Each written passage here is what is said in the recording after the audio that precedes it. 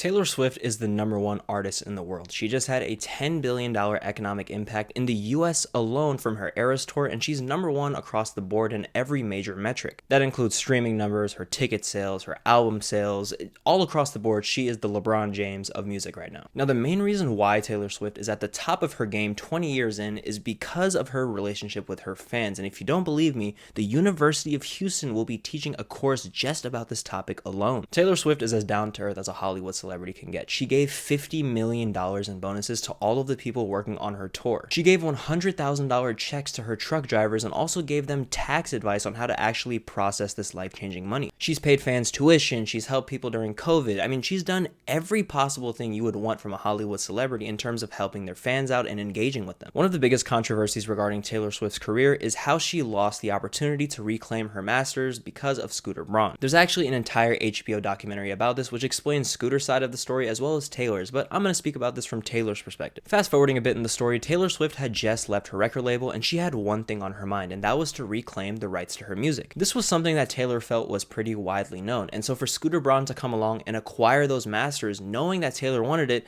felt like a bit of a shady move, according to Taylor's perspective. Remember, I'm gonna give an unbiased video here. I don't really know what Scooter thinks, but that's what Taylor says. Anyway, this led to Taylor Swift doing one of the most iconic retaliatory moves in the history of entertainment, and that was re-recording all of her albums. Not only did she record all of the albums, she went and got the original producers and composers from every single song and made sure they would be credited on these albums. It also feels like a big protest to the music industry, and all of these moves that are like fighting back, and it's Taylor like doing this very commendable thing, fighting for people's rights. This just adds to her brand, and her fans absolutely love this. This move was genius from a branding perspective because not only did it communicate she was a genuine person, but it communicated that Taylor Swift is a fighter. She's the one who does the right thing for people. I don't think we've seen this before in the music industry or in the world of entertainment that much at all, because Taylor Swift is the #1 artist in the world. So for people to be tearing her down and for her to have this underdog kind of energy as the #1 person, it's crazy. This isn't the first time we've actually seen this from Taylor. Basically, in 2015, Taylor Swift had just released her 1989 album, but Apple Music refused to pay all the writers, producers, and contributors to this album in the 3-month trial period that Apple Music was running at the time. But for Taylor,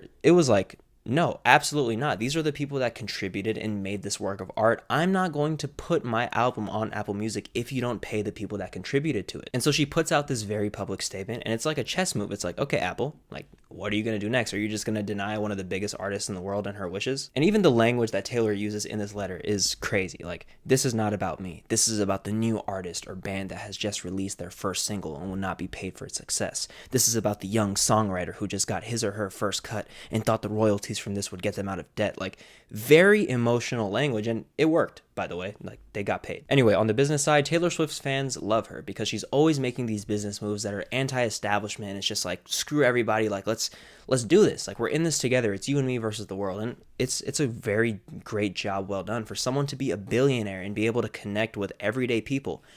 It's very rare that you can pull that off. But we haven't even talked about the music. You got to remember, Taylor Swift isn't a businesswoman. She's an artist, right? So the actual creativity and the lyrics that she uses paints an even deeper understanding of why she's able to connect with her fans. If you read some of these lyrics, it's just like, damn. Taylor Swift's discography reminds me a lot like a diary. Everything that Taylor goes through emotionally, mentally, in her business life, her relationships, her politics, all of it is available for people to see. And speaking a bit more to Taylor Swift's ability to be multi-generational, Gen Z is just now getting their first taste of Taylor Swift, but she was especially popular with millennials. A bigger reason why, again, is because the music and her entire persona is very relatable, but even the way she interacted with others on social media, replying to tweets, posting videos on Tumblr, posting videos on her YouTube channel, like vlogs, like, she was just a regular person. Tumblr is a big part of my life right now. I love to go on and talk to them and be in on their inside jokes, and they teach me new words and slangs and stuff.